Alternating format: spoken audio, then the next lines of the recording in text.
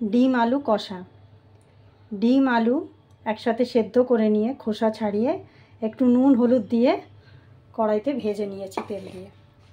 ওই তেলের মধ্যেই এবার দেখাচ্ছি কীভাবে করছি রান্নাটা। গোটা গরম মশলা দিলাম,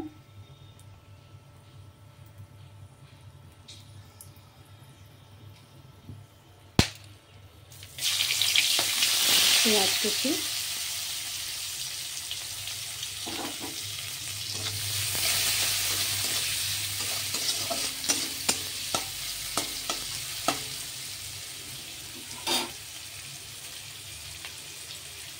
একটু ভাজা হয়ে যাক, তারপর অন্য মশলা দিচ্ছি।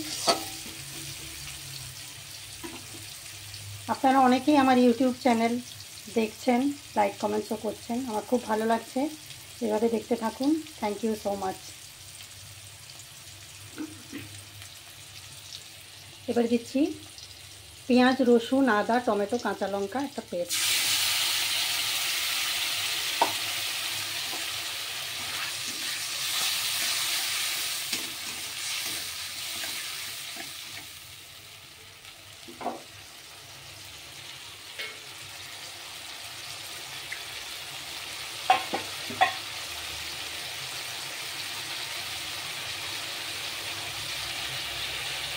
এই মিক্সিটা ধুয়ে একটু জলটা দিয়ে দিচ্ছি।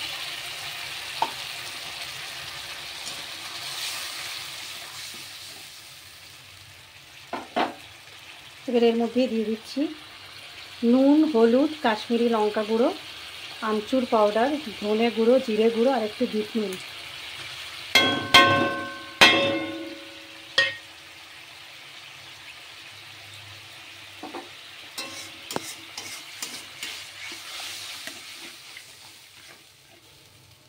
সব মশলাগুলোকে একসাথে কষাবো একটু। দিচ্ছি একটু আলুর দম মশলা, এটা অপশনাল, আপনারা নাও দিতে পারেন, টেস্ট ভালো হয়।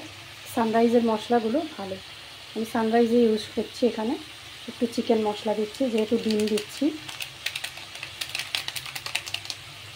চিকেন মশলা দিলাম,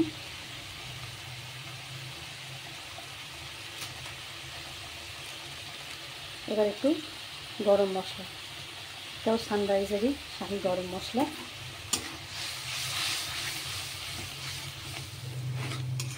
সাধারণত সানরাইজ, কুকমি আর এভারেস্টের মশলাই প্রেফার করি।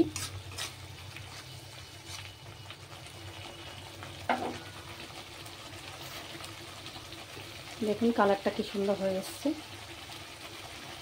এর মধ্যে আপনারা চাইলে একটু গোলমরিচ গুঁড়ো বা ব্ল্যাক পেপার দিতে পারেন, তবে বেশি ঝাল হয়ে যাবে বলে আমি দিলাম না।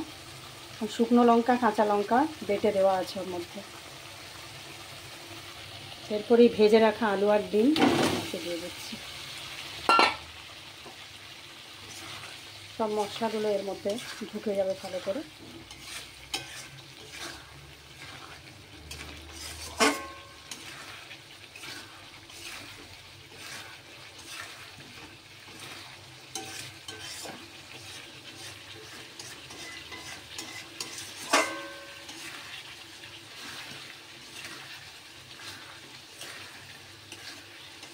কতটা মাখা মাখা রাখবেন, কতটা কষা করবেন, সেটা আপনাদের উপর নির্ভর করছে। কী দিয়ে খাবেন, রুটি, পরোটা, ভাত সব কিছুর সাথে এটা যাবে। তা আমি আরেকটু জল দেব, কারণ আমি ভাত দিয়ে, রুটি দিয়ে, দুটো দিয়েই খাবো। এই পর্যাতেও এটা 5 মিনিট একটু রান্না করে আপনি নামিয়ে নিতে পারেন। তবে আমি একটু জল দেব, জল দিয়ে আর একটু ফুটিয়ে নেবো এটাকে।